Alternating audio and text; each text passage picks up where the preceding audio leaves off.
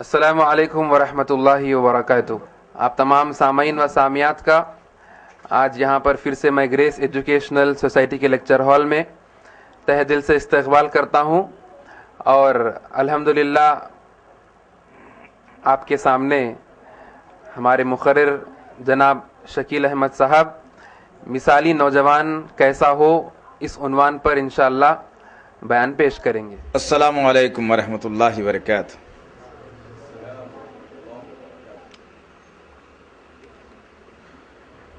ان الحمد للہ الذی نستعینہ ونستغفرہ ونؤمن بہ ونتوکل علیہ ونعوذ باللہ من شرور انفسنا ومن سیئات اعمالنا من یهدی اللہ فلا مضل له ومن یضلل فلا ہادی له واشهد ان لا الہ الا اللہ واشهد ان محمدا عبده ورسوله اما بعد فان خير الحديث كتاب الله وخير الهدي هدي محمد صلى الله عليه وسلم وشر الامور محدثاتها وكل محدثة بدعة وكل بدعة ضلالة وكل ضلالة في النار۔ قال اللہ تعالی فی القرآن المجید والفرقان الحمید اعوذ باللہ السمیع العلیم من الشیطان الرجیم ان الذین قالوا ربنا اللہ ثم استقاموا فلا خوف علیہم ولا هم یحزنون اولئک اصحاب الجنہ جزاؤهم بما كانوا یعملون ربی اشرح لی صدری ویسر لی امری واحلل عقدۃ من لسانی یفقہوا قولی رب زدنی علما آمین رب العالمین۔ تمام تعریفیں بزرگی بڑائی کبریائی اس رب غالب مولا کے لیے جو تمام جہانوں کا پالنہار مدبر مشکل کشا حاجت روا، جس کی ذات میں کوئی شکوہ نہیں، جس کی دانش میں کوئی شکایت نہیں، اور خطا سے لاریب ہے۔ درود و سلام محبت وحی کتاب حکمت کے مالک صاحب تاج و معراج و براق صلی اللہ علیہ وسلم پر سلام، اس پر کہ جس نے بے کسوں کی دستگیری کی، سلام اس پر کہ جس نے بادشاہی میں فقیری کی، سلام اس پر کہ جس کے پاس نہ چاندی تھی نہ سونا تھا، سلام اس پر کہ تکیہ ہاتھ اور چٹائی جس کا بچھونا تھا، درود اس پر کہ جس کی زندگی رحمت ہی رحمت ہے، درود اس پر کہ جس کا تذکرہ عینی عبادت ہے۔ اللہم صلی علی محمد وعلی آل محمد بارک وسلم۔ بزرگوں اور عزیز نوجوان ساتھیوں اور پس پردہ سننے والی اسلام کی معزز و معتبر خواتین، یہ اللہ کا بے پناہ فضل کرم احسان ہے کہ اللہ تعالیٰ نے ہمیں مسلمان گھرانے میں پیدا فرمایا۔ اللہ کا احسان یہ بھی ہے کہ اللہ تعالیٰ نے زندگی کے گزارنے کے طریقوں کے لیے، عبادات کو جاننے کے لیے، رب کی ربوبیت کی پہچان، نبی کی رسالت اور فکر آخرت کے لیے اللہ تعالیٰ نے معتبر کتاب قرآن مجید عنایت فرمائی۔ عزیزان محترم، جس طریقے سے آپ نے آج کے اس اجتماع کا عنوان سنا ہے کہ مثالی نوجوان کیسا ہو، اللہ رب العزت نے اپنے کلام میں جن نوجوانوں کا تذکرہ کیا، ایک مثالی نوجوانوں کا، اور میرے اور آپ کے آقا محمد صلی اللہ تعالی علیہ وسلم کے فرمان روا، جن کے ایک اشارے پر جان و مال کا نذرانہ دینے والے ان نوجوانوں کے بارے میں اللہ کے نبی صلی اللہ تعالی علیہ وسلم نے کیا فرمایا؟ وہ کیسے نوجوان تھے جو اللہ کے نبی صلی اللہ تعالی علیہ وسلم کا ساتھ ایک ایسے مشکل دور میں دیا جہاں انسانیت لرزتی تھی، جہاں انسان کانپتا تھا، درندگی عام ہو چکی تھی۔ ایسے ماحول میں ان نوجوانوں نے اللہ کے نبی صلی اللہ تعالی علیہ وسلم کا ساتھ دیا تو اللہ تعالیٰ نے ان کے عملوں کو دیکھتے ہوئے، ان کے طریقوں کو دیکھتے ہوئے، ان کی فکر کو دیکھتے ہوئے، ان کے جذبہ ایثار و قربانی کو دیکھتے ہوئے اللہ تعالیٰ نے کلام اللہ میں آیتوں کا نزول کر دیا۔ آج انشاءاللہ العزیز میں اور آپ ان مثالی نوجوانوں کے کارناموں کو سنیں، اور پھر گزارش ہے یہ امت کے قوم کے ورثے سے، جو خواتین کی شکل میں ہو یا مرد حضرات کی شکل میں ہو، گزارش ہے کہ ان باتوں کو سننے کے بعد کم سے کم میں اور آپ اپنا محاسبہ کر کے دیکھیں، اپنا حساب لے کر کے دیکھیں کہ میں اسلام کے لیے کیا کر رہا ہوں، میں اسلام کو کیا دے رہا ہوں، اسلام سے مجھے فائدہ پہنچ رہا ہے یا اسلام کو مجھ سے نقصان ہو رہا ہے۔ کم سے کم یہ محاسبہ کرتے جائیں انشاءاللہ العزیز۔ آئیے دیکھتے ہیں کہ اللہ تعالیٰ نے جس نوجوان کا قرآن کے اندر تذکرہ کیا وہ اپنے رب پر کتنا یقین رکھنے والا تھا۔ ایک ایسے وقت میں جب انسانیت مختصر سی تھی، آدم علیہ السلام کو اللہ تعالیٰ نے پیدا فرمایا، اور اس کے بعد ان کی پشت سے اللہ تعالیٰ نے، پیٹھ سے، ریڑھ کی ہڈی سے اللہ تعالیٰ نے حوا علیہ السلام کو پیدا فرمایا۔ اب رات اور دن کی مناسبت سے صبح کا لڑکا شام کی لڑکی، شام کا لڑکا صبح کی لڑکی، اس طریقے سے اولاد کو اللہ تعالیٰ اس سرزمین پر بڑھا رہا تھا، آدم کی اولاد کو اس سرزمین پر بڑھاتے جا رہا تھا۔ اللہ رب العزت نے آدم علیہ السلام کو یہ حکم دیا کہ اگر آج صبح میں کوئی لڑکی پیدا ہوتی ہے اور رات کو کوئی لڑکا پیدا ہوتا ہے تو یہ دونوں کا نکاح نہیں کرنا، بلکہ دوسرے دن دیکھنا کہ صبح کو جو لڑکا پیدا ہوگا اور جو رات کو لڑکی پیدا ہوگی، اپوزٹ طریقے سے، مخالف طریقے سے دونوں کا نکاح کرتے رہنا۔ چنانچہ اللہ تعالیٰ نے آدم علیہ السلام کو حکم دیا، اور آدم علیہ السلام اللہ کے فرمان کو لے کر زندگی گزار رہے تھے۔ دو بیٹوں کا تذکرہ، دو نوجوانوں کا تذکرہ اللہ تعالیٰ نے کلام اللہ میں محفوظ کر دیا۔ مثالی نوجوان بتایا اللہ تعالیٰ نے، اس کو ایک مثال بیان کر دی اللہ تعالیٰ نوجوانوں کے لیے۔ جب حابیل اور قابیل دو بھائیوں کی دو بہنیں، قابیل والی بہن خوبصورت، حابیل والی بہن بدصورت۔ اب چونکہ حابیل کے ساتھ جو خوبصورت بہن تھی ساتھ نکاح نہیں کیا بدصورت بہن تھی، اس کا نکاح نہیں ہو سکتا تھا۔ قابیل والی لڑکی کے ساتھ اس کا نکاح ہونا طے پایا۔ اسی طریقے سے نکاح کی جب بات آئی تو قابیل انکار کر بیٹھا اور کہا کہ حابیل کے ساتھ میں جو لڑکی ہے وہ بڑی بدصورت ہے، میں اس سے نکاح نہیں کروں گا، اس سے شادی نہیں کروں گا، لہذا میں اگر کروں گا تو میرے ساتھ جو لڑکی پیدا ہوئی ہے میں اسی کے ساتھ میں نکاح کروں گا۔ بات بگڑ گئی، دو بھائیوں میں تناتنی ہو گئی۔ مقدمہ آدم علیہ السلام کے پاس آیا۔ آدم علیہ السلام نے کہا کہ دیکھو، فیصلہ میں یہ دیتا ہوں کہ اللہ تعالیٰ کا جو حکم ہے اس پر عمل کر لیا جائے، اسی میں ہماری اور سب کی بھلائی ہے۔ قابیل نے انکار کیا۔ آدم علیہ السلام نے کہا چلو اللہ سے نظر مانی جاتی ہے۔ آدم علیہ السلام نے کہا کہ چلو اللہ سے نظر مان لیں۔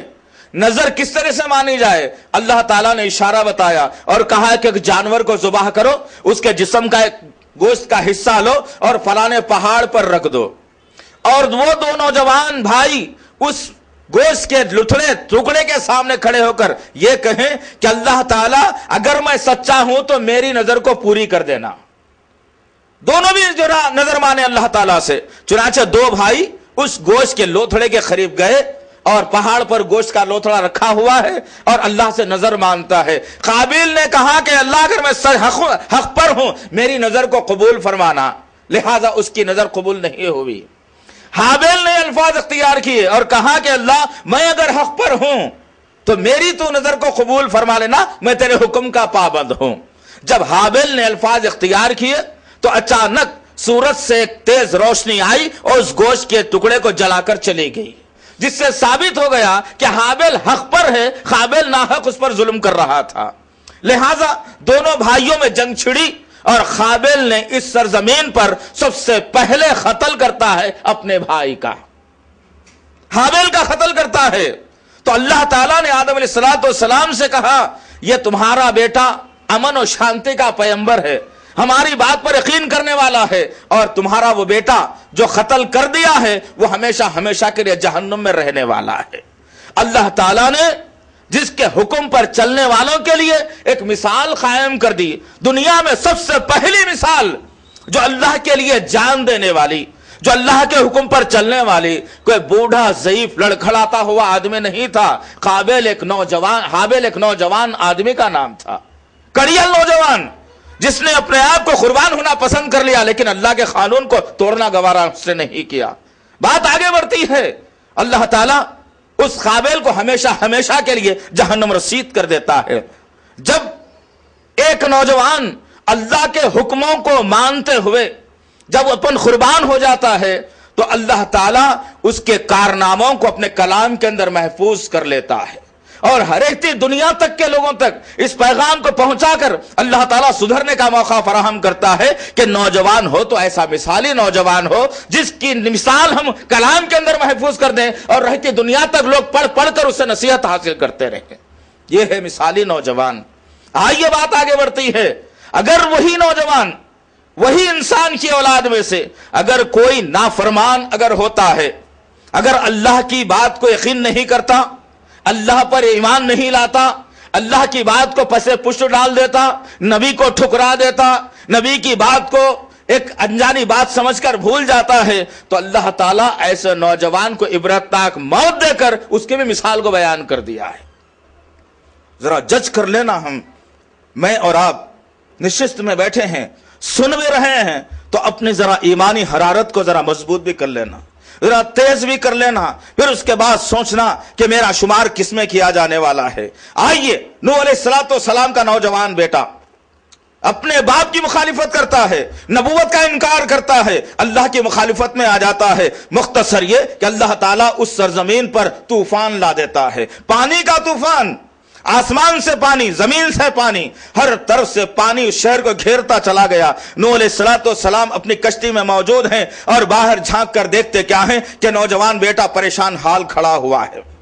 نوجوان بیٹے سے کہتے ہیں بیٹا اب بھی موقع ہے، چڑھ جا کشتی کے اندر، بچ جائے گا میں تجھے بچا لوں گا۔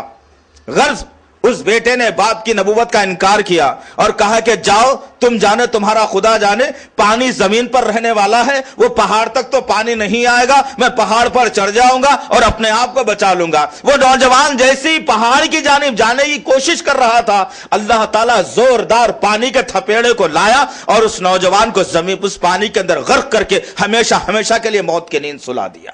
یہ بھی ایک مثال بیان کی اللہ تعالیٰ نے کہ جو نوجوان اللہ کے احکامات کو پورا کرتا ہے اللہ اس کے لیے جنت تیار کرتا ہے، جو نوجوان اللہ کی نافرمانی کرتا ہے اللہ تعالیٰ اسے ہمیشہ ہمیشہ کے لیے بدنامی کے ایک اندھیرے میں ڈھکیل دیتا ہے۔ بات اور آگے بڑھتی ہے، یونس علیہ السلام اصحاب کہف کے معاملے میں بات آتی ہے۔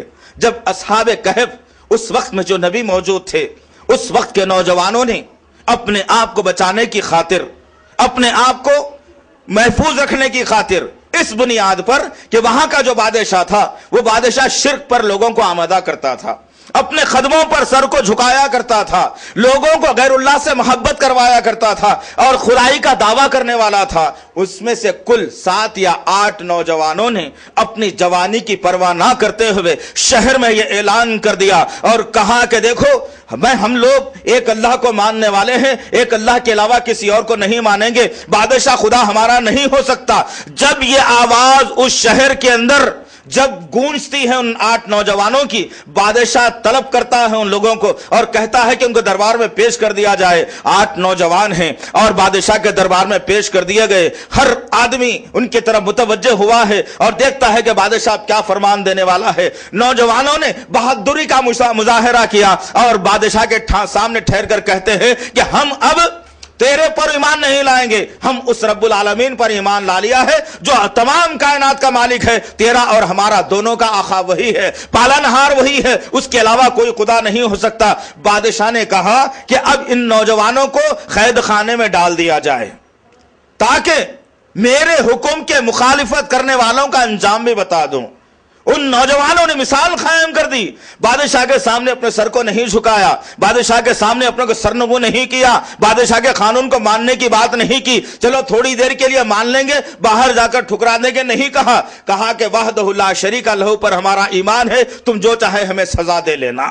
غرض اس بادشاہ نے اس نوجوانوں سے کہا کہ ان کو پھر کل میرے دربار میں پیش کرنا، ان کو میں بڑی کڑی سے کڑی سزا دینے والا ہوں۔ وہ نوجوان پلٹ کر دھیرے دھیرے اپنے گھروں کی طرف جاتے ہیں۔ جب رات کا سناٹا چھایا، ان نوجوانوں نے پروگرام کیا کہ بادشاہ کے ہاتھ لگنے سے بہتر ہے کہ شہر کو چھوڑ دیا جائے۔ پورے کے پورے نوجوان نکلے اور جنگل کا راستہ طے کرتے چلے جا رہے ہیں۔ رات کا سناٹا چھایا ہوا ہے، نوجوان جاتے جاتے دیکھتے ہیں کہ غار نظر آتا ہے۔ اس غار میں وہ نوجوانوں نے جا کر کے پناہ لی۔ اللہ تعالیٰ نے انہیں ایسی نیند میں سلا دیا جس کا تذکرہ اللہ نے سورہ کہف میں کہا کہ 309 سال تک وہ لوگ اس گوی کے اندر اس غار میں سوتے رہے۔ غرض جب ان کی آنکھ کھلی تو دیکھتے کیا ہیں کہ ہم تو یہاں پر پڑے ہیں۔ کچھ ساتھیوں نے کہا کہ چلو بھوک لگی ہے، اب بھوک لگی ہے کچھ چاہیے ہمیں۔ ایک نوجوان نکلتا ہے اور شہر کا راستہ طے کرتے جاتا ہے۔ شہر میں آ کر جب وہ سکہ اس کے سامنے دکان والے کے پیش کرتا ہے تو کہتا ہے ارے یہ تو اس بادشاہ کی صدیوں پرانا ہے، لہذا تم لوگ کون ہو بتا دو۔ وہ نوجوان وہاں سے نکل کر اپنے ساتھیوں کے پاس آتا ہے اور تمام واقعے کو جو سنا دیتا ہے۔ اللہ تعالیٰ ان نوجوانوں کو اس غار میں ہمیشہ کے لیے ایک خاموش نیند میں سلا دیا۔ جس نوجوانوں نے اپنی جوانی کی پرواہ کیے بغیر اللہ کے قانون کو اور اللہ کی بات کو مقدم رکھتے ہوئے اپنے آپ کو قربان کر دیا، ان مثالی نوجوانوں کا تذکرہ اللہ تعالیٰ نے سورہ کہف میں مدلل بیان کر دیا ہے۔ یہ نوجوان کیسے نوجوان؟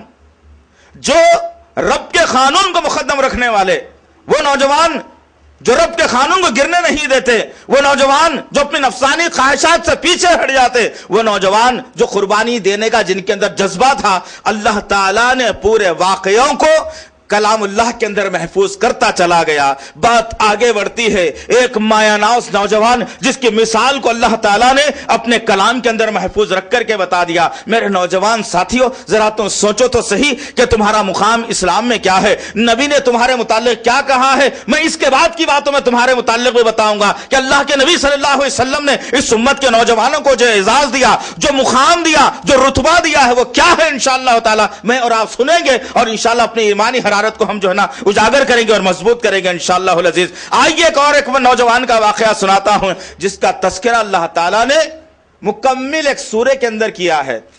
آپ سورہ بقرہ پڑھیں گے تو مختلف مکسر باتیں آپ کو ملیں گی، سورہ آل عمران پڑھیں گے تو مختلف نبیوں کی باتیں ملیں گی، سورہ نساء پڑھیں گے کچھ اور واقعات آپ کو ملیں گے، سورہ مائدہ اگر آپ پڑھیں گے کچھ مکسنگ باتیں آپ کو ملیں گی۔ قرآن مجید کے جتنے سورتیں ہیں ان میں اللہ تعالیٰ نے مختصر انبیاءوں کے ناموں کو اور ان کے واقعات اور کارناموں کو رکھا ہے، لیکن قرآن مجید کا ایک واحد سورہ ہے جس میں شروع سے لے کے آخر تک بسم اللہ کے لفظ سے لے کر آخر کے سورے تک ایک ہی نبی کا تذکرہ ہے۔ کون سا سورہ ہوگا وہ؟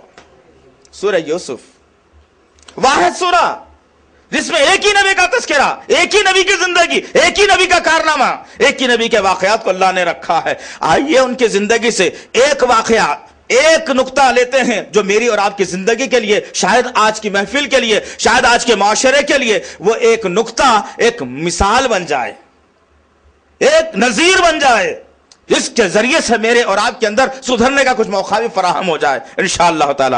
غرض یوسف علیہ السلام کو ان کے بھائیوں نے لے آ کر غار میں ڈال دیا، وہاں سے غار والوں نے نکال لیا اور پھر مصر لے جا کر انہیں جو ہے بیچ دیا، بازار میں نیلام کر دیا۔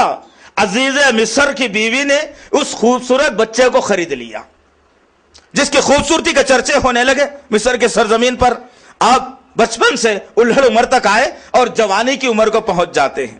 جب جوانی کو پہنچتے ہیں تو اللہ تعالیٰ مکمل شباب سے آراستہ کر دیتا ہے، مکمل خوبصورتی دیتا ہے اور زبردست خوبصورتی، جو دیکھا اسی کا ہو گیا۔ اتنی بہترین خوبصورتی یوسف علیہ السلام کے پاس. غرض مختصر یہ کہ جب یوسف علیہ السلام جوان ہوئے تو ایک مرتبہ عزیز مصر کی بیوی نے ان سے کہا کہ آؤ تم سے کچھ ضروری بات کرنا ہے میرے ساتھ، اور لے کر چلتی چلی گئی محل کے اندر. تاریخ دان لکھتے ہیں، شاہد واقعات، کہ 7 کمروں کے اندر لے جاتی ہے.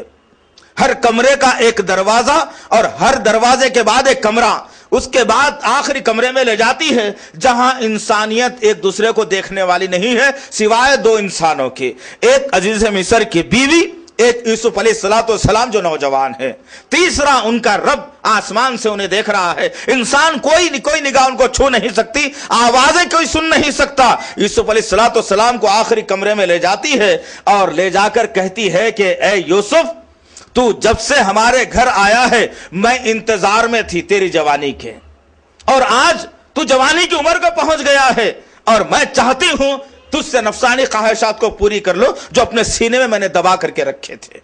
آج میں چاہتی ہوں کہ آج تو وہ کام کر بیٹھے جس کی مجھے خواہش ہے ہمیشہ سے، اور میں تجھے تک رہی تھی اتنے برسوں سے. وہ نوجوان کی بھی خواہش، کیسی خواہش ہوتی ہے نوجوان کی؟ ہر چیز چاہتا ہے نوجوان. چہرہ شاہ رخ جیسا ہو، جسم سلمان جیسا ہو، چال ایشوریا جیسی ہو، بالوں کا بنانا کوئی اور جیسا ہو. یہ تمام تر چیزیں نوجوانوں میں آ گئی ہے. اتنا بھاری بھرکم میرا نوجوان ہے، زمین پر چلتا ہے تو پیچھے سے دیکھو زنانہ نظر آئے گا.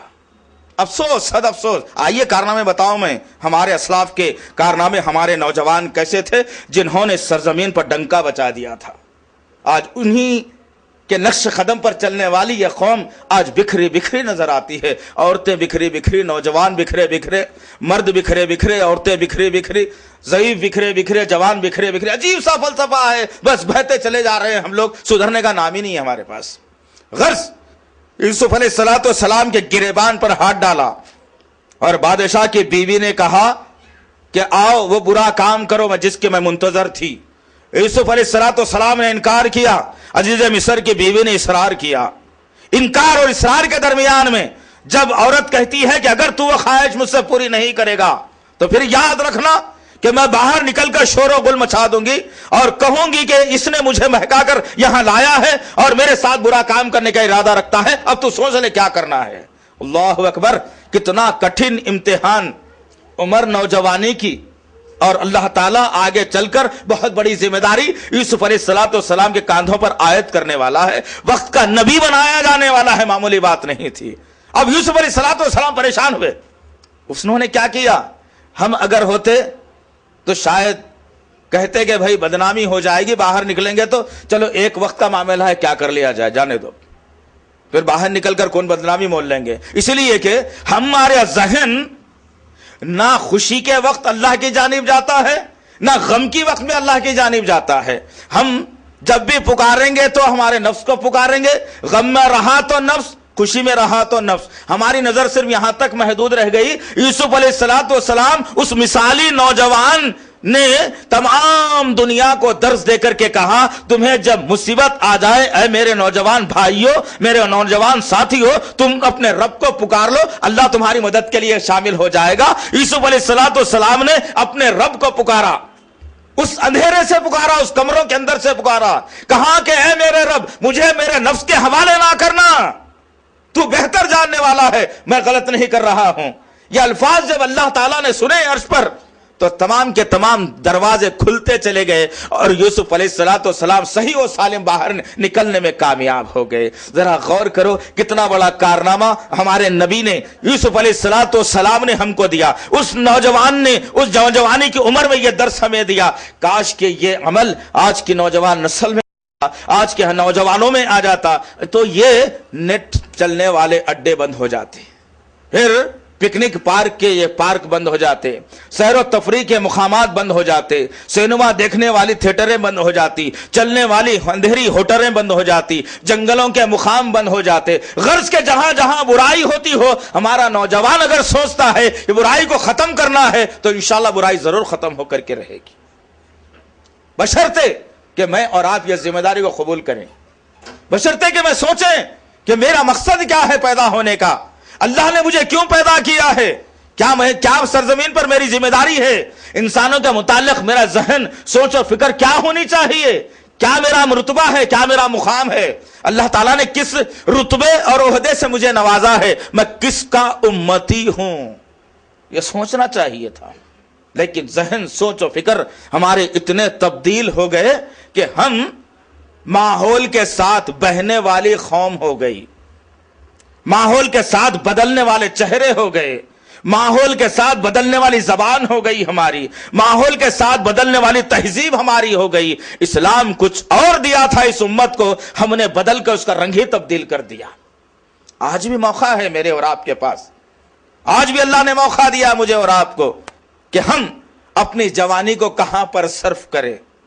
بات محدود کرتا ہوں میں تاکہ ہمارے اسلاف کے کارنامے، جن کے حرکتوں پر اللہ تعالیٰ نے آیتوں کا نزول کرتے ہوئے مجھے اور آپ کو ایک موقع فراہم کرا دنیا میں زندگی جینے کا، اور اگر ہمارا خون منجمد ہو رہا ہے، جم رہا ہے یا ٹھنڈا ہو رہا ہے، ان کے کارنامے سننے کے بعد پھر سے خون میں ابال پیدا ہوتا ہے، پھر جسم میں خون گرم ہوتا ہے، پھر خیالات تیز ہوتے ہیں، کچھ کر گزرنے کا جذبہ ہمارے اندر پیدا ہوتا ہے۔ آئیے میں اس طرف بات کو موڑ کر کے لاتا ہوں۔ بات کو بتانے سے پہلے اللہ کے نبی صلی اللہ تعالی علیہ وسلم نے ہمارے ان نوجوانوں کے متعلق کہا تھا۔ اللہ کے نبی کی حدیث صحابہ تک محدود نہیں ہے، بات ذہن میں رکھ لینا، میری ماں و بہنوں تم بھی اور میرے بھائیوں تم بھی۔ اللہ کے نبی نے جو حدیث بیان کر دی 1400 برس پہلے، وہ صبح کے قیامت کا سورج نکل کر ڈوبنے تک حدیث ہمارے لیے کام کرتی رہے گی۔ ایسا نہیں سوچنا، بعض لوگوں کا گمان ہے یہ تو واقعات ان کے لیے تھے، ہمارے لیے کچھ اور ہے۔ ایسا کرتے کرتے خبر پرستی کا نظام قائم ہو گیا معاشرے میں۔ افسوس، صد افسوس، پیری مریدی کا نظام قائم ہو گیا۔ افسوس، یہی کہا گیا نہیں یہ واقعات ان کے لیے تھے، جب وہ غلطی کر رہے تھے تو ان کو سنایا گیا تھا نہیں کرنا، ہمارے لیے تو کچھ اور نظام ہے۔ نعوذ باللہ من ذالک، اعوذ باللہ۔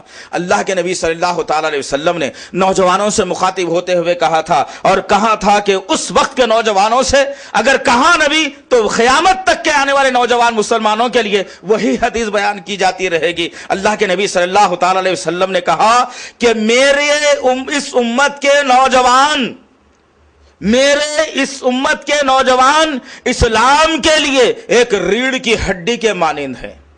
اللہ اکبر، کیا مثال دی، غور کرو عزیزان محترم۔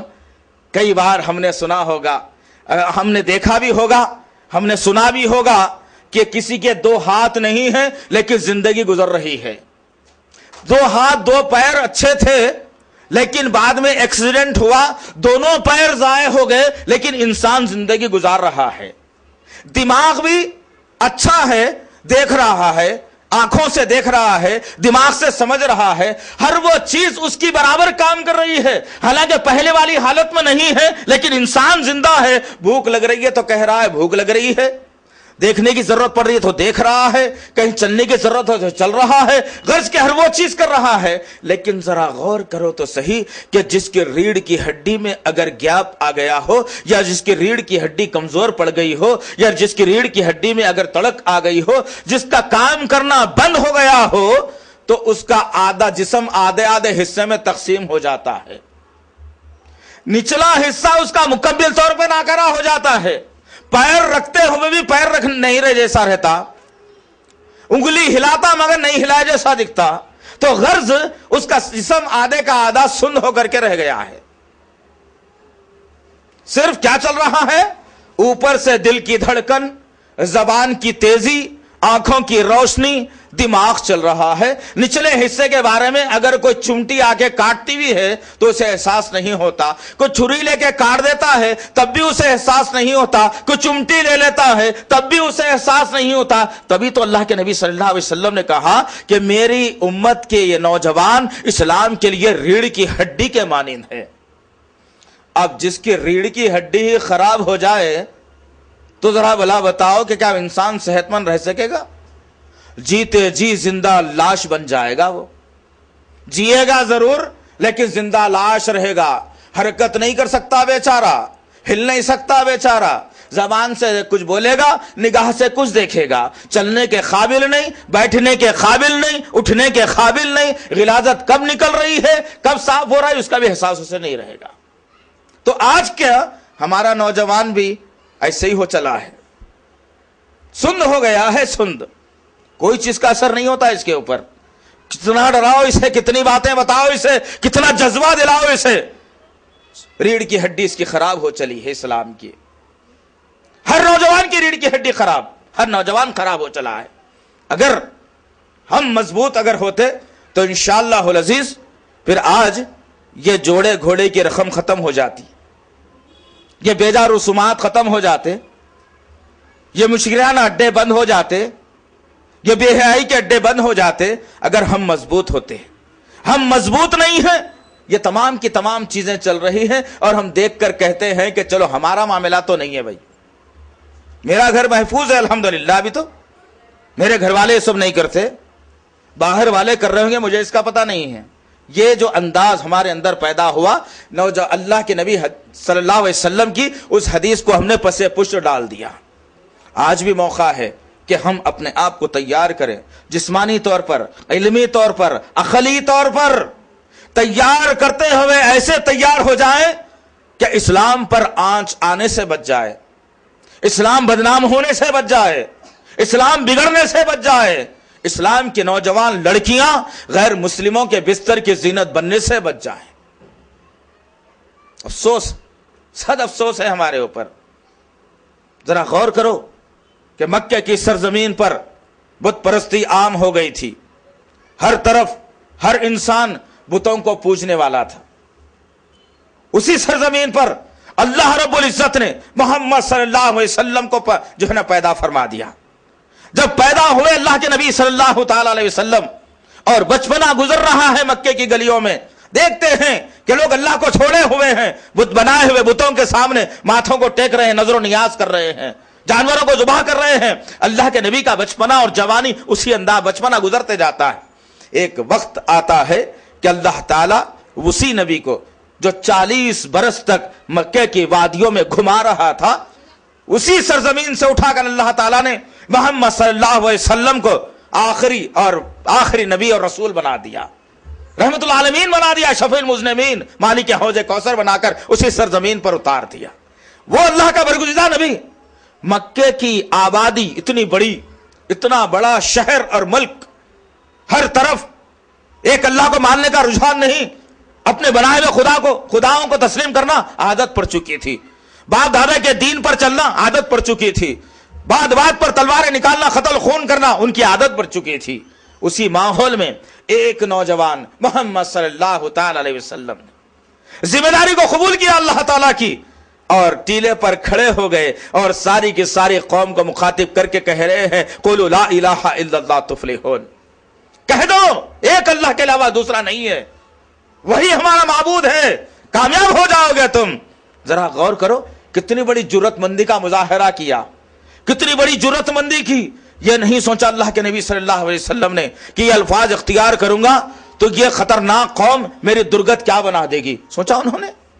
اللہ نے حکم دیا، نبی نے عمل کر کے بتا دیا، جس کے متعلق اللہ تعالیٰ نے سورہ احزاب کی آیت نمبر 21 میں واضح کر کے بتا دیا، لقد کان لکم فی رسول اللہ اسوۃ حسنہ، اے لوگو تمہارے لیے نبی کی زندگی میں بہترین نمونہ ہے، کہا اللہ تعالیٰ نے۔ معمولی بات نہیں ہے یہ، نبوت ملنے کے بعد نبی کی زندگی کا تذکرہ کر رہا اللہ تعالیٰ، اور نمونہ کہاں سے نمونہ؟ جب حالات سازگار ہو گئے، سب معاملہ جدھر کا ادھر ہو گیا، کھانے پینے کا ماحول اچھا ہو گیا، اطمینان کی زندگی آ گئی، وہاں سے نمونہ نہیں کہا، وہاں سے نمونہ کہا غار حرا سے نکلنے سے آخری وقت مدینے میں آخری سانس لینے تک تمہارے نبی کی زندگی نمونہ کہا اللہ تعالیٰ نے۔ اور اللہ کے نبی کی زندگی کو اللہ تعالیٰ نے بتلا رہا ہے کہ جب اللہ کے پر یقین کرتا ہے کوئی انسان، کوئی بندہ، اللہ کو اپنا رب اور معبود تسلیم کرتا ہے تو دنیا کا خوف اس کے ذہنوں سے ختم ہو جاتا ہے، اور وہ اپنے آپ کو اللہ کے حوالے کرتے ہوئے تمام انسانوں سے لڑنے بھیڑنے کے لیے تیار ہو جاتا ہے۔ یہ جذبہ کاش کہ میرے اور آپ کے پاس پیدا ہوتا۔ ہم تو سوچتے ہیں کہ مامو جان پیسے والے ہیں، سال میں ایک مرتبہ دادا کی برسی کرتے ہیں، کیا ہوا اس سے، تو کھا لینے میں کیا حرج ہے بھائی؟ مامو ناراض ہو جائیں گے تو پھر خرچہ کون دے گا؟ ससुरा नाराज हो जाएगा तो फिर घर में कौन बुलाएगा। साले बड़े खतरनाक हैं, 11वीं करते हैं, चलो चुप शरीक हो गए तो आ जाएंगे, चेहरा बता दे तो जैसा तो रहता, नहीं गए तो फिर नाराजगी कौन मिलेंगे, घर में अलग कुट कुट। हमारा जहन तो ये काम करता है अल्लाह के मुताल्लिक, अल्लाह के कानून के मुताल्लिक। ये जहन जब हमारा बना तो अल्लाह ताला की रहमत की चादर उठना शुरू हो गई।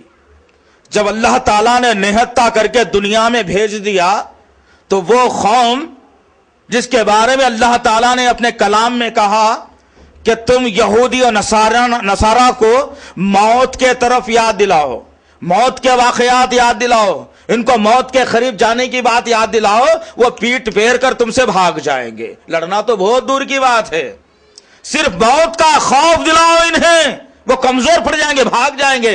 जो कौम मौत से डरती हो, मौत के अल्फाज से डरती हो, मौत के वाकयात से डरती हो, आज वही कौम फलस्तीन के नौजवानों पर जुल्म बरसाती है। वही कौम वहां के माओं की गोदों को उजाड़ देती है। वहां वही कौम जो मौत से डरने वाली है, वहां की नौजवान 25,000 नौजवान लड़कियों की कोख से यहूदी नस्ल को जन्म देती है। और मैं और आप मजे से दोस्त की शादी में नाचते भी हैं, वलीमे में के 8-8 10-10 डिशें खाते भी हैं, ईद आई तो जश्न मनाते भी हैं, कामयाब हुआ तो फख्र करते भी हैं, नरम नरम ग़िज़ाएं लुक़मात खाते हैं, आराम के गद्दों पर सोते हैं, कभी अल्लाह का शुक्र बजा नहीं लाते, ना उनके मुतालिक कभी फिक्र करते हुए कभी उनके बारे में हाथ उठाकर दुआ की जाती है कि अल्लाह ताला उन मजलूम मुसलमानों के लिए मदद का जो है ना कोई इंतजाम फरमा दे। किया है कभी? सोचा है कभी? हमें क्या करना है भाई, हमें क्या करना है इससे? वो मामला अलग है, मुल्क अलग, लोग अलग, लेकिन अल्लाह के नबी सल्लल्लाहु ताला अलैहि वसल्लम ने क्या कहा था? कहा कि दुनिया में किसी खित्ते में बसने वाला मुसलमान एक जिस्म की मानिंद है। कहा अल्लाह ताला ने, अल्लाह के नबी सल्लल्लाहु अलैहि वसल्लम ने, एक जिस्म के मानिंद है मुसलमान। अगर किसी एक इंसान की उंगली को जख्म होता है, उस जख्म की वजह से हरारत होती है तो पूरा जिस्म उसका बुखार में मुब्तला हो जाता है। उसी तरीके से मुसलमानों को चाहिए कि किसी कोने में अगर मुसलमान पर जुल्म या परेशानी अगर होती है तो तमाम दुनिया के मुसलमान उनकी परेशानी में शामिल हो जाएं। कहा था अल्लाह के नबी ने। कहां है मेरा नौजवान साथियों, किधर मेरी और आपकी जिंदगी है? कहां हमारी जिंदगी भटक रही है?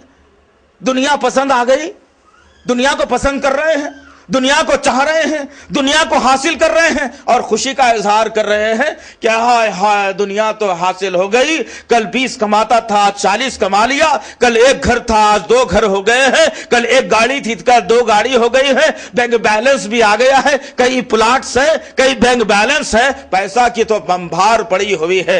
ये नहीं सोच रहा है इंसान, वो तेरा पैसा क़यामत के दिन अल्लाह ताला सांप की शक्ल में तेरे सामने पेश कर देगा और वो सांप तेरे पीछे पीछे लग जाएगा, तू उससे बचने के खातिर भागता रहेगा, पीछे से वह सांप आवाज देगा, कहेगा कि ए बदबख्त, दुनिया में तू लोगों के हुकूक को मारकर अपनी अलमारियों में मुझे कैद कर करके रखता था और आज मैं आजाद हूं और मैं चाहता हूं कि इसका बदला तुझसे लो और तू मुझसे बचकर भागना चाहता है। ये मकसद बता दिया गया, तमाम चीजें खोलकर समझा दी गई, लेकिन अफसोस की बात यह है कि मिठास हमारी जबान से दुनिया की जाती नहीं। जो मिठास जबान पर दुनिया की लग रही है वो जहन्नुम के दरवाजे तक जरूर लेकर के जाएगी। वरना आइए देखते हैं वो मिसाली नौजवान कैसे थे जिनके बारे में अल्लाह ताला ने कहा, इन्नल्लज़ीना क़ालू रब्बुनल्लाह सुम्मा इस्तक़ामू फ़ला ख़ौफ़ुन अलैहिम वला हुम यहज़नून, कि जिन लोगों ने बेशक ये कह दिया कि अल्लाह ही हमारा रब है और उस पर मजबूती से जम जाते हैं, उन्हें किसी किस्म का डर और खौफ नहीं होता। उलाइका अस्हाबुल जन्नह, यही वो लोग जन्नत के वारिस हैं, खालिदीना फीहा, हमेशा हमेशा रहेंगे, जज़ाउम बिमा कानू यअमलून, उनके अमलों का हम बेहतरीन बदला देने वाले हैं। क्या कहा अल्लाह ताला ने? कैसे अमलों का बदला? आइए देखते हैं। इस्लाम की दावत मक्के की सरजमीन पर चल रही है, धीरे धीरे इस्लाम लोगों तक पहुंच रहा है। एक हबशी नौजवान बिलाल रज़ियल्लाहु ताला अन्हु की शक्ल में एक गुलाम, बनु उमैया का गुलाम, چند ریال چند پیسوں کے روپیوں کے عوض میں کام کرنے والا کوئی دوسرا آدمی مکے کی سرزمین پر پناہ دینے والا نہیں، خاندان کا کوئی دوسرا بھائی یا فریق نہیں ہے. ایک آدمی حبشہ سے آیا ہوا مکے کی سرزمین پر اللہ کے نبی صلی اللہ علیہ وسلم کی تعریفیں سنی، گیا اور اسلام قبول کر لیتا ہے. جب اسلام قبول کر لیتا ہے تو تاریخ شاہد ہو اس نوجوان کے ساتھ کیا ہوا. میں تفصیل میں نہ جاؤں اور واقعات مجھے بیان کرنے ہیں.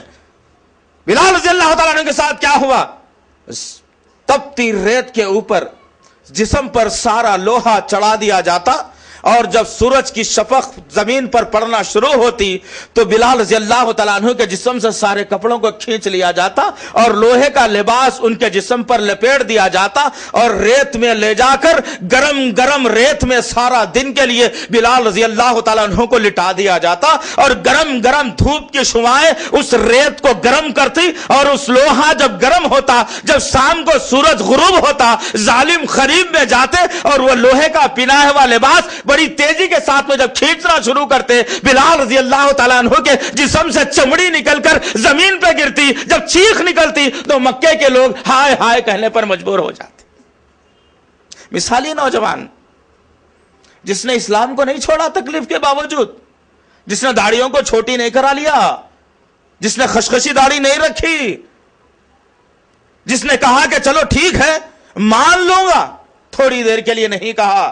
ایک وہ وقت بھی آیا بلال رضی اللہ تعالیٰ عنہ کی چیخیں نکل رہی ہیں، ابوبکر صدیق رضی اللہ تعالیٰ عنہ کا گزر ہوتا ہے، اپنے بھائی بلال کے قریب آتے ہیں، کہتے ہیں کہ بلال یہ ظالم لوگ ہیں، تیری جان لے لیں گے، کچھ دیر کے لیے تو ان کی بات کو تسلیم کر لے، شاید تیری آزادی ہو جائے اس کے اندر سے، شاید اس کو چھوڑ دے، معاف کر دیں یہ لوگ. لیکن بلال رضی اللہ تعالیٰ عنہ نے کہا احدن احدن، وہ ایک ہے، میں اس کے لیے جان دے دوں گا لیکن ان لوگوں سے کبھی معاہدہ نہیں کروں گا. آج کیا معاملہ ہے میرا اور آپ کا، ذرا غور کرو تو صحیح. میں اور آپ نے پیدا ہوتے ہی رب سے معاہدہ کیا، کان میں اذان دی گئی، کہا گیا اشہد ان لا الہ الا اللہ، گواہی سنائی جا رہی ہے، ایک گواہی دے اے پیدا ہونے والی روح. بچہ تو سمجھ نہیں سکتا، بچے کو عقل نہیں ہوتی کیا بولا جا رہا ہے، روح سے مخاطبت ہو رہی ہے، کہا جا رہا ہے گواہی دے روح جو لا الہ الا اللہ ایک ہی اللہ ہے، دوسرا نہیں ہو سکتا. اشہد ان محمد رسول اللہ، بڑا ہو کر تجھے محمد صلی اللہ علیہ وسلم پر ایمان لانا ہے، ان کے کارناموں کو تجھے دنیا میں انجام دینا ہے. ہر مسلمان کے ساتھ یہ بولا جا رہا ہے، ہر روح یہ سن رہی ہے. لیکن جب بڑا ہو رہا ہے نوجوان بہک بہک کر یہود و نصارہ کے نقش قدم پر جا رہا ہے. گانے سننا اس کی عادت، گالی دینا اس کی فطرت، ناچنا اس کا طریقہ اور زندگی جینا اس کا تہذیب بنا لیا گیا ہے. بلال رضی اللہ تعالیٰ نے معاہدہ نہیں کیا. آج بھی وادی بطحا کی وہ پہاڑیاں گواہی دیتی ہیں. ذرا کبھی سیر و تفریح کے لیے نکلتے ہو تم تو دنیا کی بہترین سیر اور تفریح اگر کرنا ہو تمہیں اور ایک نصیحت حاصل کرنا ہو تمہیں تو چلو کبھی مکے کی وادیوں میں گھوم لو. کبھی آج کی تاریخ میں کبھی دیکھو، آج بھی بلال کی چیخیں تمہارے کانوں میں آئیں گی، معمولی بات نہیں. آج بھی یہ پہاڑ گواہی دے رہے ہیں.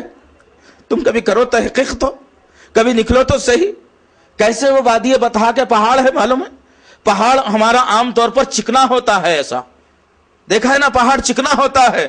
لیکن بطحا کے پہاڑوں کے اندر اللہ تعالیٰ نے قدرتی طور پر باریک باریک کانٹوں کی شکل میں نوکیں رکھی ہیں. آپ چلیں گے تو آپ کے پیروں میں نوکیں چبھیں گی. وہی بلال نوجوان کو ان پہاڑیوں پر ڈال کر سینے پر سل کو رکھ کر پیروں کو پکڑ کر جب گھسیٹا جاتا جسم کی کھال پیٹ سے نکل جایا کرتی تھی. لیکن بلال نے اسلام کو نہیں چھوڑا. وہ مثالی نوجوان، وہ مثالی نوجوان نے جب اتنی قربانیاں دی تو نبی کریم صلی اللہ علیہ وسلم کو جب معراج کروائی جاتی ہے، جب جنتوں کا مشاہدہ ہوا، اللہ سے گفتگو ہوئی، جنت میں داخل ہونے والے ہیں نبی کریم صلی اللہ علیہ وسلم، رک جاتے ہیں اچانک. جبرائیل سے پوچھتے ہیں بھائی جبرائیل بتا، تو اور میں دو ہیں یہاں پر، جنت میں تیسرا کوئی نہیں ہے. لیکن آگے آگے خدموں کی آواز کس کی آ رہی ہے؟ جبرائیل نے جو ہے نا مثالی نوجوان کی مثال کو بیان کر کے کہا یہ تمہارا امتی بلال زمین پر چلتا ہے، اللہ تعالیٰ اس کی آواز کو جنت میں سنا رہا ہے. میرا نوجوان، ماشاءاللہ میرا نوجوان جہنم کا پورا سرٹیفکیٹ دن بھر ساتھ میں لیے گھومتا ہے، پھر بھی میرا نوجوان.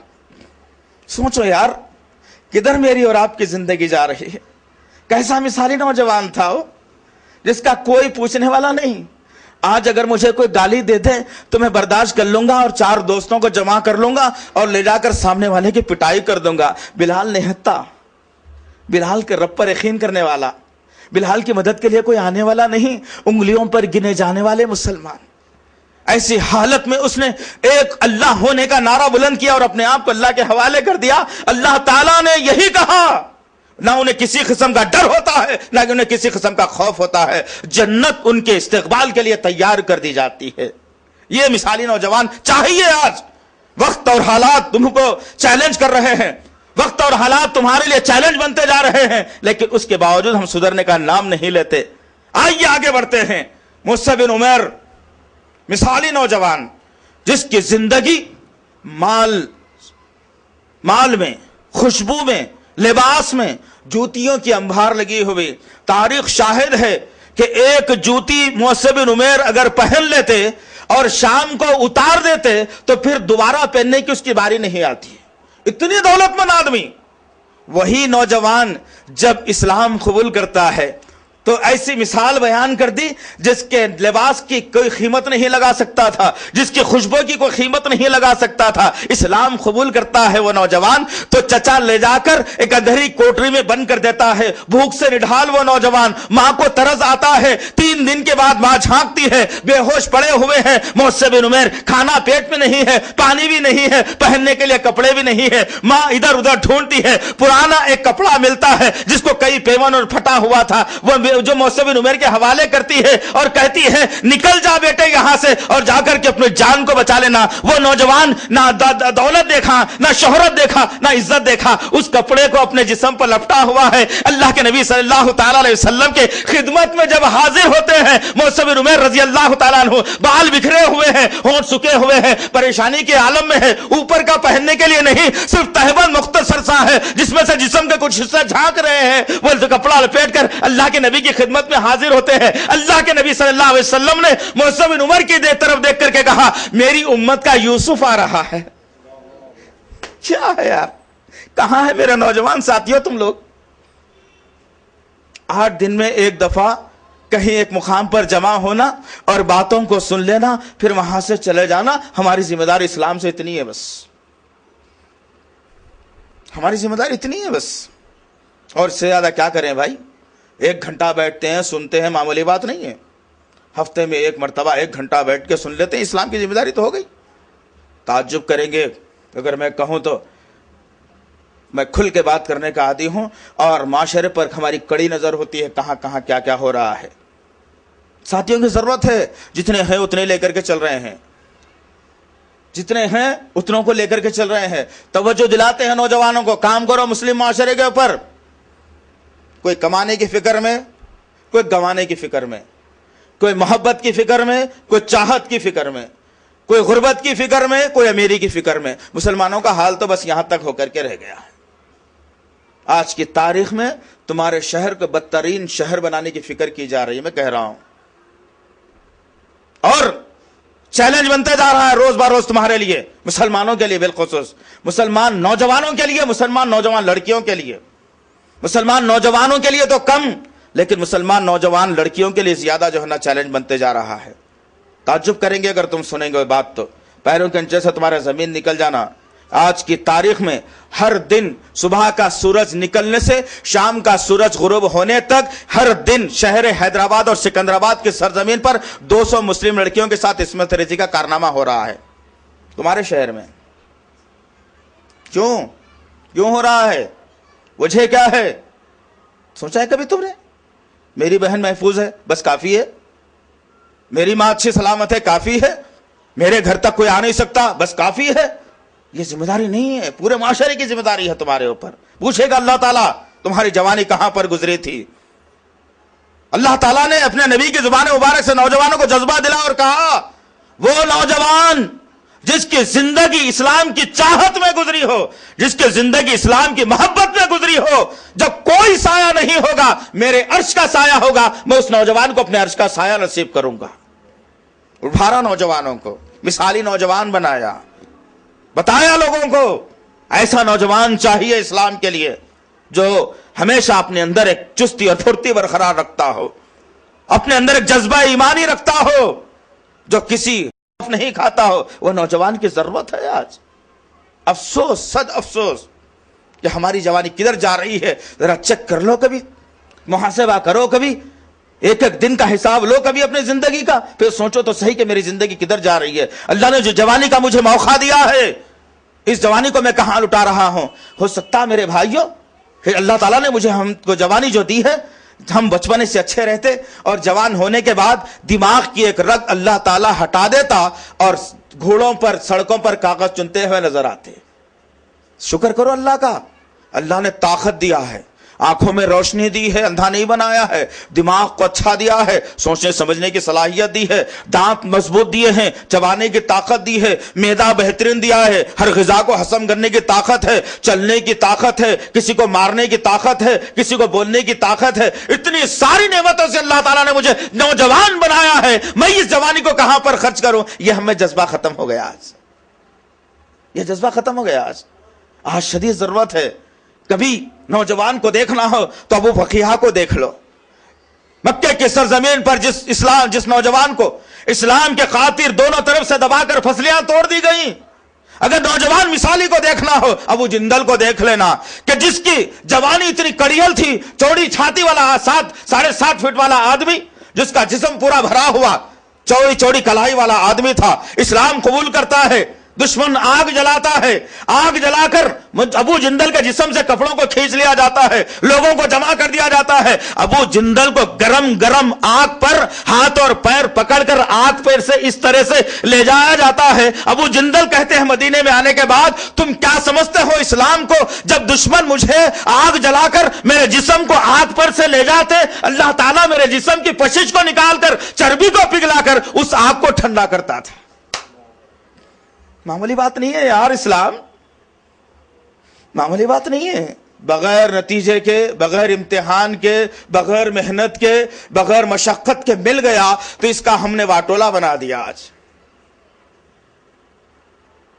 اگر اللہ تعالیٰ کوئی امتحان میں اگر ملوث اگر کر دے تو پتہ نہیں کتنے لوگ ایسے ہوں گے جو اسلام کو چھوڑ دیں گے، کہیں گے کہ نہیں چاہیے بھی ہے۔ یہ مصیبتیں کون جھیلے گا بھائی؟ یہ مصیبتیں کون برداشت کرے گا بھائی؟ کہاں سے لاؤں گا میں مصیبتیں؟ میں سہی نہیں سکتا، چھوڑ دو اسلام کو۔ نعوذ باللہ من ذالک، اللہ اپنے پناہ میں رکھے۔ غرض کہنے کا مقصد یہ ہے جزان محترم، کتنی مثالی نوجوانے ہیں جو اسلام کے خاطر اپنے آپ کو قربان کر دیا تھا۔ آئیے چلتے ہیں آگے بڑھ کر۔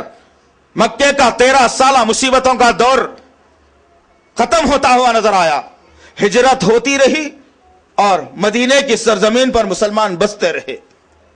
مسجد قباء تیار ہوئی، اللہ کے نبی صلی اللہ تعالی علیہ وسلم مسجد قباء میں مسلمانوں کے لیے انتظامات کرتے رہے جو ہجرت سے آنے والے تھے۔ چند دن کے بعد اللہ کے نبی نے مسجد نبوی کی بنیاد ڈالی اور اس مسجد کو اسلامی مملکت کا مرکز مل گیا، پہلا مرکز اسلام کا، جہاں سے ہر قسم کے فیصلے، جہاں سے ہر قسم کی باتیں، جہاں سے میل ملاپ کے طریقے مسجد نبوی سے نکلنا شروع ہوئے۔ 1 سال کا عرصہ مکمل طور پر انہیں حالات میں گزرا، جب تک لوگ ہجرت کر کے مکے کی سرزمین سے مدینے پر آ نہیں رہے تھے۔ مکمل 1 سال کا عرصہ گزرا، 1 ہجری مکمل ایسے ہی گزری۔ سن 2 ہجری آتی ہے۔ سن 2 ہجری میں بہت بڑا ایک معرکہ پیش آتا ہے جس کو جنگ بدر کے نام سے یاد کیا جاتا ہے۔ معلوم ہے جنگ بدر سن 2 ہجری میں 17 رمضان المبارک کو، اسی سال روزوں کی فرضیت اور اسی سال جنگ بدر کا معرکہ۔ غور کرو کیسے کارنامے ہیں اسلام کے۔ اور پھر ان مثالی نوجوانوں نے ایک مثال قائم کر دی کارناموں کے ذریعے سے۔ جنگ بدر میں اللہ کے نبی صلی اللہ تعالی علیہ وسلم اپنے نہتے نوجوانوں کے ساتھ، کچھ ضعیفوں کے، کمزوروں کے ساتھ معرکے میں حصہ لیتے ہیں۔ دشمن لشکر کے جرار ہے، 1000 کا لشکر جرار، تمام تر ہتھیار سے آراستہ، ہر چیز سے وابستہ ہے، تلوار، گھوڑے، اونٹ، زرہ، ہر وہ چیز موجود ہے۔ ایک طرف نہت تھے مسلمان، تلوار ٹوٹی ہوئی، برچھی منڈ ہے، لٹ ہے تو ٹوٹی ہوئی ہے، ڈھال ہے تو تلوار نہیں، تلوار ہے تو ڈھال نہیں، پہننے کے لیے چپل بھی نہیں ہے، کسی کے پاس اوپر کا ہے تو نیچے نہیں ہے، نیچے کا ہے تو اوپر نہیں ہے۔ ان حالات میں صحابہ کرام، ان نوجوانوں نے نبی کے ساتھ قربانی دینے کا جذبہ لے کر میدان بدر میں آتے، میدان بدر میں آئے، رات گزری، فجر کی نماز کے بعد اب جنگ کی ہما ہمی شروع ہونے والی ہے، ابھی صفوں کو درست کیا جانے والا ہے، قاعدے اور قانون بنائے جانے والے ہیں، کیسے جنگ لڑی جائے گی، کیسے کیسے جنگ کے تدابیر اختیار کیے جائیں گے۔ انہی مرحلوں کے اندر اللہ کے نبی صلی اللہ تعالی علیہ وسلم کے پہلو میں کھڑا ہوا ایک نوجوان، حضرت ابو عبیدہ، ایک کڑیل نوجوان اللہ کے نبی کے پشت میں بازو میں کھڑا ہوا ہے، اور اللہ کے نبی صلی اللہ علیہ وسلم کے چہرے انور کو دیکھ رہا ہے، اور دشمن کی طرف بار بار نگاہیں جا رہی ہیں۔ انہی ماحول میں ایک آدمی گھوڑے پر بیٹھا ہوا، ہاتھ میں برہنہ تلوار لیا ہوا، بڑی ہی متانت سے دھیرے دھیرے کشاں با کشاں اللہ کے نبی صلی اللہ علیہ وسلم کے قریب آنے کی جرت کرتا ہے۔ یہ نوجوان کبھی نبی کی طرف دیکھتا ہے، کبھی اس شخص کی طرف دیکھتا ہے، قریب آتا ہے وہ آدمی تو اس نوجوان کی آنکھیں چندیا جاتی ہیں کہ کوئی اور نہیں، جراح تھا، جراح، ابو عبیدہ کا باپ، جو مشرکوں کی طرف سے لڑنے کے لیے آیا تھا۔ قریب آیا، بیٹے کو دیکھا اور محمد صلی اللہ علیہ وسلم کی طرف دیکھتا ہے، دونوں کی طرف جب دیکھا اور اللہ کے نبی کی طرف گھوڑے کو قریب لایا اور کھنکار کر زور سے زمین پر تھوک دیا اور پلٹ کر اپنی صفوں کی طرف جانے والا ہے۔ یہ نوجوان منظر کو دیکھ رہا ہے، ایک باپ جو میرے نبی کے خلاف میں آیا اور کھنکار کر تھوک دیا، باپ کو جاتا ہوا دیکھ رہا ہے، نگاہیں اٹھی اور نبی کے چہرے انور پر جم گئی۔ اللہ کے نبی صلی اللہ علیہ وسلم کے چہرے انور پر جب نگاہیں اس جیالے نوجوان کی، مثالی نوجوان کی جم جاتی ہیں، دیکھتا کیا ہے کہ اللہ کے نبی صلی اللہ علیہ وسلم کی آنکھوں میں دو خوبصورت لولو اور مرجان سے زیادہ قیمتی موتی جیسے آنسو آ جاتے۔ ہاتھ کو نوجوان آگے بڑھاتا، آنسوؤں کو دونوں ہاتھوں میں لے لیتا ہے، کہتا ہے یا رسول اللہ، یہ آنسوؤں کی قدر و قیمت زمین نہیں، اس آنسوؤں کو تو ہم نے دل میں جگہ دی ہے، اپنے سینے پر مل لیتا ہے اور ہاتھ میں تلوار کو لیا، دوڑتے ہوئے باپ کا پیچھا کرتا ہے، باپ کے گھوڑے کے سامنے جا کر کھڑا ہوتا ہے، گھوڑے کو ایسا اٹھاتا ہے کہ گھوڑا زمین پر گرتا ہے، باپ زمین پر گرا اور بیٹا نوجوان ہاتھ میں تلوار کو لیا، سر کے بالوں کو پکڑا اور زور سے تلوار گردن پر مارتا ہے، دھڑ اور گردن دونوں جدا ہوئے، وہ سر کو لایا نبی کے قدموں میں رکھ کر کہتا ہے یا رسول اللہ، ایسے 40 باپ اگر ابو عبیدہ کے اگر ہوں گے اور نبی کی گستاخی کریں گے، ان باپوں کا ابو عبیدہ یہی حشر کرے گا، آپ کے غمگین ہمیں برداشت نہیں ہو سکتی۔ اللہ اکبر، ذرا غور کرو عزیزان محترم، ہم کیسے میں جو ہے نا، ہم کتنے کٹھن ہو چلے ہیں، کبھی بیوی کی خواہشات کے خاطر اسلام کو نیلام کرتے ہیں، کبھی بیٹوں کی خواہشات کی خاطر اسلام کو نیلام کرتے ہیں، کبھی خاندان کی خوشنودی کی خاطر اسلام کو بدنام کرتے ہیں، کبھی پڑوسیوں کی خاطر اسلام کو بدنام کرتے ہیں، کبھی دوستوں کی خاطر اسلام کو نیلام کرتے ہیں۔ ہم تو اسلام کے سوداگر بن گئے ہیں، بیچنا فطرت بن گئی ہماری، بیچنا فطرت بن گئی ہماری۔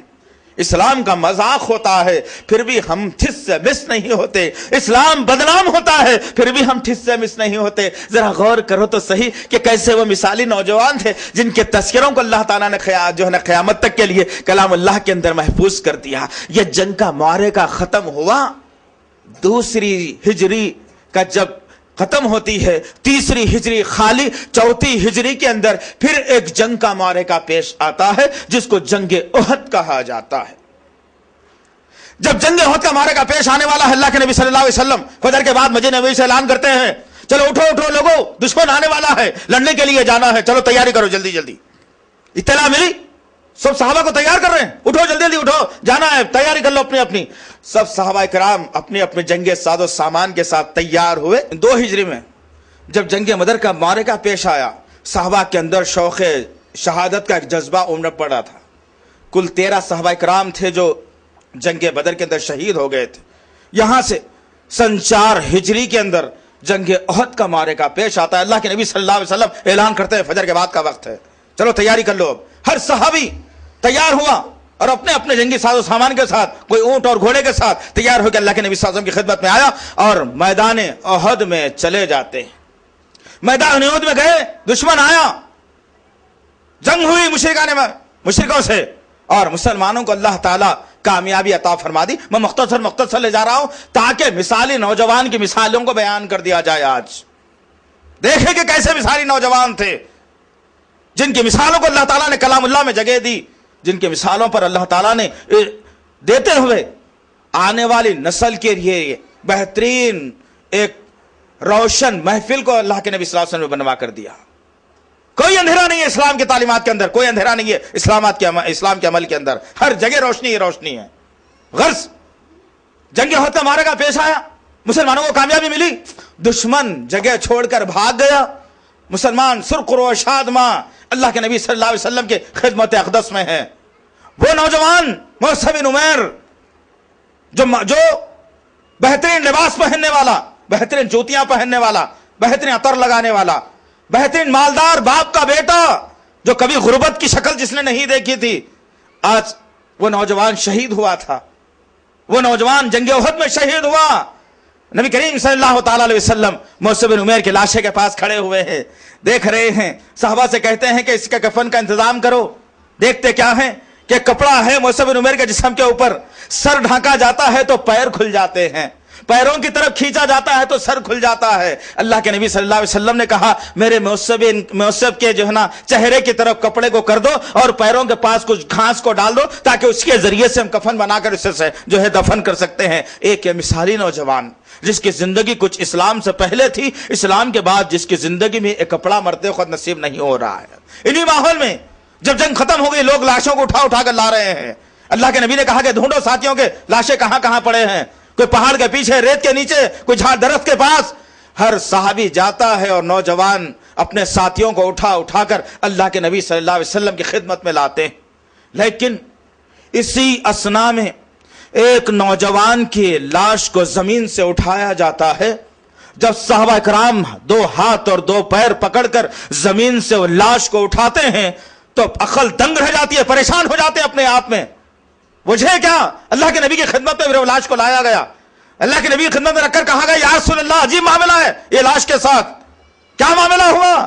ہر لاش کو زمین سے اٹھایا گیا، اس کے جسم سے خون کے خطرات ٹپکتے تھے، لیکن اس نوجوان کو اٹھا کر جب ہم آپ کی خدمت میں لا رہے ہیں تو اس نوجوان کے جسم سے پانی کے خطرات ٹپک رہے ہیں۔ اللہ کے نبی صلی اللہ تعالی علیہ وسلم نے کہا تم کیا جانتے ہو میرے اس بھائی کے بارے میں؟ یہ حنظلہ ہے، حنظلہ، یہ اس نے کل ایک عورت سے نکاح کیا تھا اور رات شب بسری اس کے ساتھ میں کی، اور ہم جب جہاد پر جانے کا اعلان کر چکے، دشمنوں سے لڑنے کا اعلان کر چکے تو اس کو غسل جنابت کا موقع نہیں ملا اور ہمارے ساتھ آ کر جنگ میں شہید ہوا، تو اللہ تعالیٰ نے جنت کے ملائکہ کو بھیجا کر میرے حنظلہ کا غسل کروا رہے ہیں۔ اللہ اکبر! کہاں ہے دوستوں؟ کون سا اسلام تھا ہوگا وہ کہ اللہ کو بھی حیا آ گئی کہ میرے نوجوانوں کی خدمت میں لگ جاؤ ملائکہ، خوشخبریاں دے دو انہیں جنت کی۔ کہاں تو کون سے نوجوان تھے وہ؟ ان کا اسلام کیا تھا؟ کون سا ان کا کلمہ تھا؟ کس نبی پر ایمان لائے تھے وہ لوگ؟ کون سا ان کا کعبہ تھا؟ کون سی ان کی قرآن تھی؟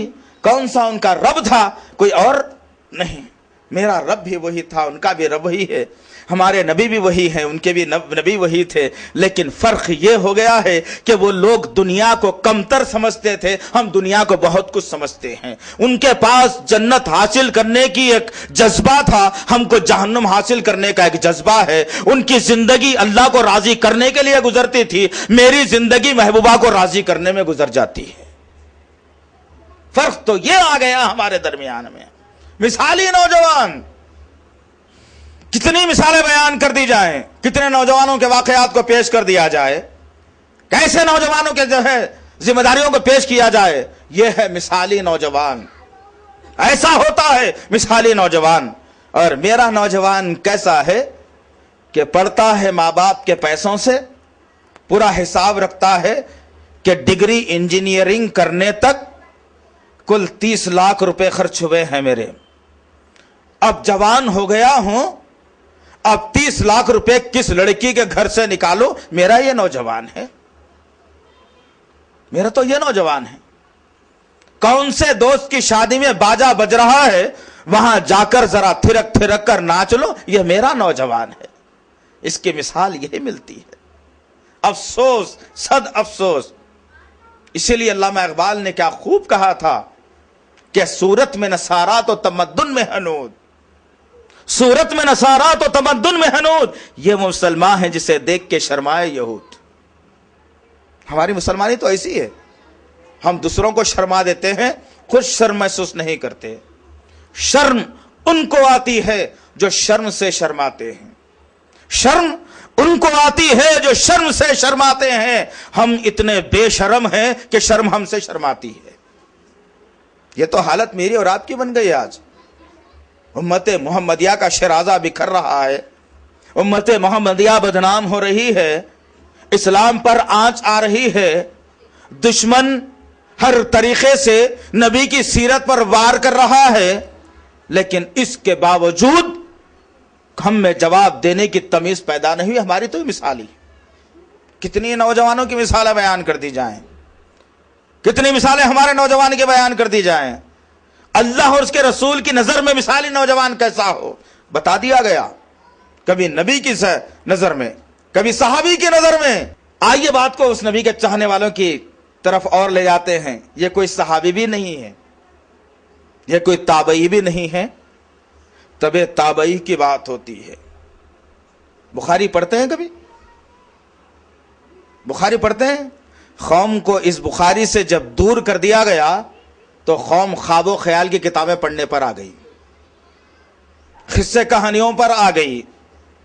کاش کہ ہر مسلم گھرانے میں زندگی میں ایک مرتبہ جیسا قرآن پڑھی جاتی ہے، اس طریقے سے اگر بخاری شریف اگر پڑھ لی جاتی تو انشاءاللہ تعالیٰ پھر دیکھتے امت کا شرازہ بکھرا ہوا نظر نہیں آتا انشاءاللہ العزیز۔ بتاؤ لوگوں کو، کھل کر کے بتاؤ یارو، ڈرتے ہیں ہم لوگ اصل میں۔ وہاں سے مار پڑے گی، وہ کوئی گالی دے دے گا، وہ بکھرا دے گا، تجارت کاروبار خراب ہو جائے گی، پھر لینے کے دینے پڑ جائیں گے، محلہ چھوڑنا پڑے گا۔ نبی نے ملک کو چھوڑ کر ہجرت کر کے بتائی کہ اسلام کی خاطر یہ بھی کرنا تمہارے لیے جائز ہے۔ ہم سوچتے ہیں کہ نہیں نہیں اب یہیں رہنا ہے، یہیں کرنا ہے، اسلام مٹتا ہے مٹ جائے، بکتا ہے بک جائے، مجھے اس سے کیا کرنا ہے، میں تو ہجرت نہیں کروں گا بھائی، میں چھوڑوں گا نہیں، میں جاؤں گا نہیں، جوتے کھاؤں گا، لاتا کھاؤں گا، میرے گھر کے سامنے لا کے لوگ علم چلا کر کے، اس کے پر ڈھٹی لگا کر کے، ناچ کر کے، اس سے قصے کہانیاں پوچھ لے، میں اپنے گھر کا دروازہ بند کر کے رہوں گا، میرے گھر کے سامنے رہا، میں کیا کروں؟ ہمارے تو یہ فطرت بن چکی ہے، مثال ہماری ہے یہ۔ وہ بخاری رحمت اللہ علیہ، وہ بھی مثالی نوجوان ہیں جس نے اپنی زندگی کو اسلام کے خاطر، آج کے جیسا نہیں، سعودی عرب اگر آج جانا ہو تو 3.5 گھنٹے میں حیدرآباد چھوڑ دو، 3.5 گھنٹے کے بعد سعودی عرب چلے جاؤ گے، 7 سمندر پار، 3.5 گھنٹے کے اندر۔ اس وقت کا جانا کیسا تھا؟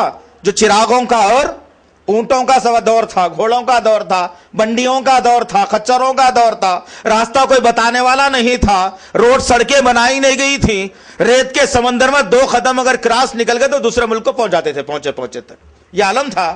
وہ بھی ایک مثالی نوجوان تھا۔ جب بخاری رحمت اللہ علیہ پیدا ہوئے، زندگی گزرنے لگی، جب ابھی قریب جوانی کے آپ آنے لگے تو اچانک آپ کی آنکھوں کی بینائی چلے جاتی ہے، اچانک آنکھوں کی بینائی چلے گئی۔ ماں پریشان ہوئی، ماں بارگاہ میں بیٹھ گئی اللہ کی۔ وہ مائیں بھی تھی جو دیندار تھی۔ ہماری ماں دعا کرتی ہے، بچہ اگر داڑھی کٹا لیا تو یہ نہیں بولتی کہ داڑھی بڑی کر، بلکہ نہیں کرتی، مگر یہ دعا کرتی ہے ہماری ماں کے بچے کو امریکہ کا ویزا لگ گیا تو اچھا تھا، کب تک کرائے کے گھر میں رہیں گے تو ذاتی گھر بن گئے تو اچھا تھا، سسرال ذرا مالدار مل گیا تو اچھا تھا، بچے کی زندگی بن جاتی تھی۔ ہماری اماں کی دعا ختم اتنے پہ۔ وہ ایک ماں تھی جس نے اپنے بیٹے کے خاطر اللہ سے گڑ گڑا کر کہا کہ اللہ میرا بچہ بچپن سے ہونہار ہے، ہوشیار ہے، ذمہ داری نبھانے کا اس کے اندر جذبہ ہے، یہ اندھا نہیں ہو سکتا۔ گڑ گڑائی ماں، رگڑ دی ناک کو اللہ کی بارگاہ میں، اللہ کے عرش کو اس ماں نے ہلا دیا۔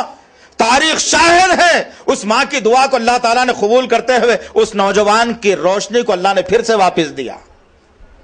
وہ بخاری رحمت اللہ علیہ، وہ بھی ایک مثالی نوجوان، کشتی میں سوار ہو کر کے ایک ملک کا دورہ کرنے جا رہے ہیں، معلوم ہوا کہ فلانے علاقے میں کوئی ایک آدمی کو حدیث یاد ہے نبی کی، جمع کرنا ہے، حدیث کو لینا ہے۔ پانی کی کشتی میں بیٹھ گئے اور سفر کرتے چلے جا رہے ہیں۔ جب سفر طے ہوا، پانی کے درمیان میں کشتی آ گئی اور آپ نے اپنے ٹوبے ہوئے بٹوے کو نکالا اور اس میں سے کچھ اشرفیوں کو گننا شروع کیا۔ پہلو میں ایک چور بیٹھا ہوا جس کی نظر ان کی تھیلی پر پڑی اور جب انہوں نے گن کر کے یہاں رکھ لیے پھر سے ٹوب لیے تو وہ چور آواز لگانے لگا کہ میری 25 اشرفیات چوری ہو گئی ہیں، تھیلی اس کلر کی ہے، جس کسی کے پاس بھی ہے واپس دے دے۔ اور آدمی پریشان ہوا، بولے کہ کیا معاملہ ہے بھائی، کون چرایا ہے، صحیح دے دینا۔ اور سب کی تلاشی لی جانے لگی۔ امام بخاری رحمت اللہ علیہ کا نمبر آیا اور جب چیک کیا گیا تو آپ کے پاس سے وہ تھیلی نکلیش نہیں۔ ہر آدمی پریشان ہوا، بولا کہ ویسا کیسا، تم کیسا الزام لگائے کسی پر؟ بولا کہ نہیں، میری کھائی ہے چوری، میری تھیلی گمی ہے، اشرفیات ہے اس میں، یہ کلر کی تھیلی تھی۔ جب معاملہ کہیں سے بھی نہیں ملا سو اپنی اپنی جگہ خاموش بیٹھ گئے۔ جب بیٹھنے کے بعد وہ چور آہستہ سے امام بخاری سے پوچھتا ہے کہ وہ تھیلی جو تمہارے پاس رکھی ہوئی تھی وہ تم نے کہاں چھپائی ہے بتاؤ؟ امام بخاری نے کہا کہ میں اس تھیلی کو سمندر میں چھوڑ دیا۔ اسی لیے کہ جب چیک کیا جاتا اور میرے پاس یہ تھیلی نکلتی تو مجھ پر چوری کا الزام لگتا تو میری حدیثیں کون لیتا؟ اللہ اکبر۔ ایک مثالی نوجوان یارو، آج کیا معاملہ ہے کہ گھر میں اگر بھاری فون رکھا ہو تو ادھر ادھر دیکھا جائے گا، خرچے کو پیسے نہیں ہے، 20,000 کا ہوگا، 8,000 میں صحیح، ایک 4-6 دن کا خرچہ تو ہمارا برقرار رہ جائے گا۔ یہ تو مثالی نوجوان ہے ہمارا، وہ بھی ایک مثالی نوجوان تھا۔ اس کی جوانی اتنے احترام سے گزری، اتنے خوف میں گزری کہ جس نے سمندر میں اشرفیوں کو پھینکنا گوارا کر لیا لیکن چوری کے الزام کو برداشت نہیں کیا، خود کے مال کے لیے۔ وہ مثالی نوجوان تھے۔ آج کیا معاملہ ہے ہمارا؟ شام کا سالن صبح میں نہیں ہونا، صبح کا سالن دوپہر میں نہیں ہونا، ہر وقت گرم گرم تازہ تازہ اور اچھا اچھا چاہیے۔ دستر اچھا ہو، کھانا اچھا ہو، مزہ اچھا ہو، ہر وقت اچھا ہو، تازہ تازہ ہو، آرام کی نیند ہو۔ یہ مثالی نوجوان ہے ہمارا، وہ بھی مثالی نوجوان تھے۔ اب میں اور آپ یہ تہیہ کر لیں کہ وہ مثالی نوجوان مجھے اور آپ کو بننا ہے یا پھر کوئی اور مثالی نوجوان مجھے آپ کو بننا ہے۔ مثالی نوجوان تو نوح کا بیٹا بھی تھا، مثالی نوجوان تو آدم کا بیٹا بھی تھا۔ آدم کا بیٹا بننا ہے، مثالی نوجوان بن کر جنت میں جانا ہے، یا نوح کا بیٹا مثالی بن کر کے جہنم میں جانا ہے، فیصلہ میرے اور آپ کے ہاتھ میں ہے۔ جو راستہ چاہو تم چن سکتے ہو، جتنی معلومات، جتنا علم اللہ نے نوازا ہے اس کے مطابق میں نے سوچا کہ آج یہ نوجوانوں کے سامنے بات کو رکھ دوں، اور جتنی میری کوشش تھی اس کے مطابق ہم نے آپ کے سامنے ان باتوں کو رکھا۔ اللہ سے دعا ہے کہ اللہ تعالیٰ تمام نوجوانوں کو ایک اسلام کا مجاہد بنا دے، اسلام پر چلنے والا بنا دے، اسلام کو چاہنے والا بنا دے، اسلام پر مر مٹنے والا بنا دے، نبی کی سیرت کو پھر سے زندہ کرنے والا بنا دے، جوڑے گھوڑے کی رقم کی مخالفت کرنے والا بنا دے، خبر پرستی کی مخالفت کرنے والا بنا دے، خاندانی منصوبہ بندی کو ختم کرنے والا بنا دے، سنتوں کو زندہ کرنے والا بنا دے، بدعتوں کو ختم کرنے والا بنا دے۔ اے اللہ، اللہ کو راضی کرنے والا نوجوان بنا دے۔ اللہ تعالیٰ اس نوجوان کی زبان سے قرآن کی آیتوں کو نکال دے، نبی کی سیرت کو نکال دے، احادیث کو سنانے والا نوجوان بنا دے۔ گانے سننے سے اس نوجوانوں کی حفاظت فرما لے، داڑھی کو نکالنے سے نوجوانوں کی حفاظت فرما لے، دوستوں کی شادیوں میں ناچنے سے اس نوجوان کی حفاظت فرما لے، بیہودہ پروگرام دیکھنے سے نوجوان کی حفاظت فرما لے۔